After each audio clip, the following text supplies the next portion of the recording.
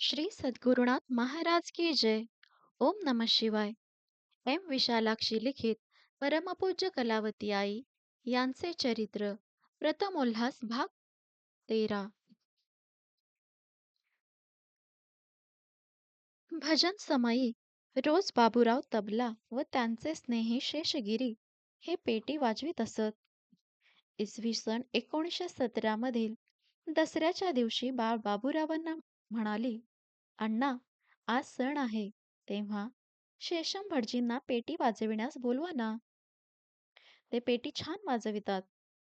बाबूराव म्हणाले, 12 महिने शेषगिरी वाजवितात, तेव्हा आज शेषम भटजींना जर ती सेवा दिली तर त्यांना वाईट वाटेल.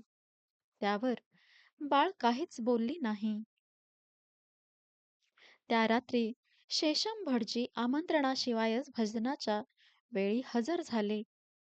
बाबूरावांनी त्यांना शेषगिरी येईपर्यंत पेटी वाजवा असे सांगितले. परंतु गंमत अशी झाली की त्या दिवशी शेषगिरी भजनाला आलेच नाहीत. भजन संपल्यावर सर्व मंडळी आपापल्या घरी गेली. जेवतेवेळी आज शेषगिरी का आले नाहीत कोण जाणे, असे बाबूराव म्हणाले. तेव्हा त्यांच्या घरी पाहुणे आले असावेत, असे बाळ म्हणाली. दुसरे दिवशी जेव्हा ते भजनाला आले, तेव्हा त्यांना उद्देशून, काय शेषगिरी, सणाच्या दिवशीच प्रभुसेवेत खंड पाडलात की, असे बाबूराव म्हणाले. होय, तसे घडले खरे, असे त्यांनी उत्तर दिले. काल काय पाहुणे आले होते, असे बाबूरावांनी विचारतात, छे, पाहुणे कुठले, असे शेषगिरी म्हणाले. इतक्यात बाळ म्हणाली, काका, बाहेरच्या पाहुण्यांना टाळणे सोपे, पण आतल्या पाहुण्यांना टाळणे फारच कठीण, असे परवा बुवांनी कथेत सांगितले ना. ते ऐकून शेषगिरी म्हणाले, होय बाळ, अगदी सत्य आहे. पुढे बाबूरावांना उद्देशून ते म्हणाले, मामा, बाळच्या म्हणण्याप्रमाणे काल आमच्या घरात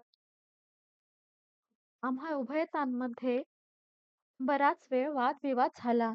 त्यामुळे माझे डोके अतिशय संतप्त झाले, म्हणून मी येऊ शकलो नाही. तेव्हा बाळने शेषम भटजींना पेटी वाजवण्यासाठी आमंत्रण देण्यास सांगितल्याचे कारण बाबूरावांच्या लक्षात आले.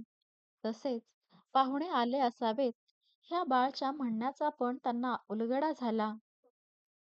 एके दिवशी शेषगिरी भजनाला हजर नव्हते. दुसरे दिवशी जेव्हा ते आले, तेव्हा ते म्हणाले, काल आमच्या लिलीचे यजमान आले होते, त्यामुळे मला येता आले नाही. इकडे जा तिकडे जा करून रात्री 12 वाजले. म्हणतात ना, जामा तो दशमग्रह, मर्जी सांभाळेपर्यंत पुरेपुरे होऊन जाते. बाळ म्हणाली, काका, रात्री घरी येताना 12 वाजले असतील, पण तुम्ही जेवण करूनच बाहेर पडला असाल ना.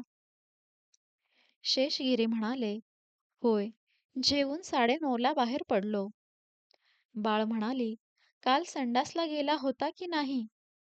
शेषगिरी म्हणाले, जामा ते ओ वाटेल ते हो, तिकडे गेल्याशिवाय गत्यंतर आहे कोठे. बाळ म्हणाली, मग भजनाला पण आल्याशिवाय गत्यंतर नाही, असे का समजू नये. भजन करणे हे पण अत्यावश्यक आहे, असे मानले म्हणजे आपसुकच सवड काढणे जमते.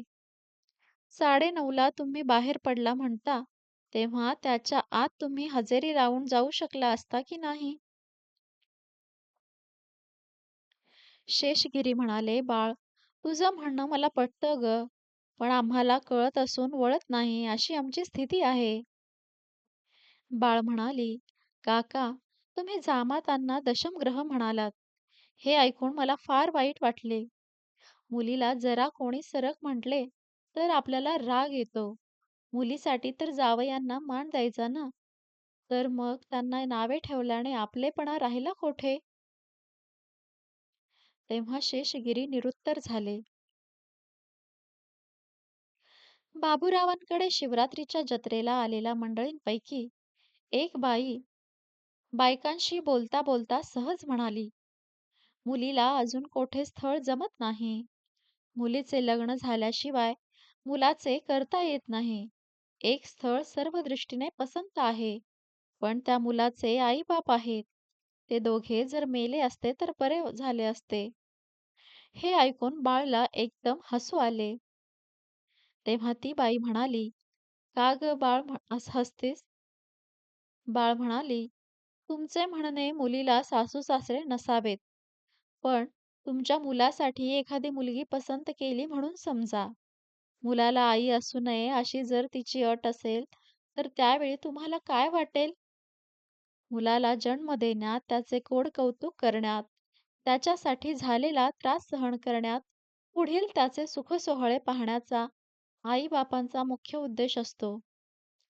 त्याचा यावेळी तुम्हाला विसर पडलेला आहे म्हणून मला हसू आले." तेव्हा ती बाई चिडून म्हणाली, "पण ती कार्टी ऐकत नाही, याला काय उपाय?" बाळ म्हणाली, "मुलांना योग्य मार्ग दाखविणे हे वडील माणसांचे कर्तव्य असून वडील माणसांनी सांगितलेले ऐकणे हे मुलांचे कर्तव्य आहे, असे नेहमी कीर्तनात बुवा सांगतात." हे बाळचे बोलणे ऐकून ती बाई गारच झाली. एका रविवारी दुपारी बाळची भावंडे आपल्या मातोश्रीला उद्देशून म्हणाली, "आई, आम्हाला भूक लागली, उपीट कर." तेव्हा सीतामाई स्टोव पेटवायला गेल्या, पण चारदा पेटविला तरी तो विझला. इतक्यात बाळ खोलीतून बाहेर आली. तिला उद्देशून त्या म्हणाल्या, "सर्वांना भूक लागली म्हणे, पण उपीट करूया म्हटले तर हा स्टोव्हच पेटेना." लगेच बाळ म्हणाली, "त्याला पण भूक लागली असेल गं." बाबूरावांनी मुंबईहून येताना नवीनच स्टोव्ह आणला होता. तत्पूर्वी गोकर्णात कोणालाच स्टोव्हची माहिती नव्हती. त्यामुळे सीतामाईंना स्टोव्ह न पेटण्याचे कारण चटकन लक्षात येऊ शकले नाही. इतक्यात बाबूराव बाहेरून आले. सीतामाईंनी त्यांच्यासमोर स्टोव्हची तक्रार सांगताच बाबूरावांनी चटकन स्टोव्ह उचलला आणि त्यात तेल घालून लगेच स्टोव्ह पेटवून दिला. ते पाहून "स्टोव्ह पेटला, स्टोव्ह पेटला" असे म्हणून मुले टाळ्या पिटून नाचू लागली. तेव्हा बाबूराव विनोदाने म्हणाले, "त्याचे आत्ता पोट भरले म्हणून तो आनंदाने टाळी वाजवीत आहे." तेव्हा सीतामाईंना बाळच्या बोलण्यातील अर्थ उमगला. बाळ यावेळी 12 वर्षाची होती. बाळला कोणी कोणाची निंदा केलेली बिलकुल आवडत नसे. एके दिवशी शाळेतून घरी येत असता समोरून जात असलेल्या एका म्हातारीला पाहून बरोबरची एक मुलगी, "बाळ, तो पहा महाबळेश्वराचा रथ कसा चालला आहे," असे म्हणून हसली.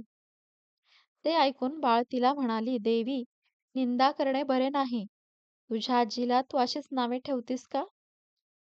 देवी म्हणाली, "माझी आजीची कंबर अशी वाकली नाही किंवा तिची मान पण अशी हलत नाही." बाळ म्हणाली, "अगं, तुझी आजी जरी तशी नाही तरी पण हातात काठी घेते, डोळ्याला चष्मा लावते. म्हातारपणामुळे तिचे दात उतरून पुढे आलेले आहेत. केस पिकलेले आहेत. 4 पावले चालले की तिला दम लागतो. म्हणून रस्त्यावर ठिकठिकाणी तिला उभे राहावे लागते. ऐकू येत नसल्याने जवळ जाऊन दुसऱ्यांनी तिच्या कानात ओरडून बोलावे लागते. हे तर खरे ना?"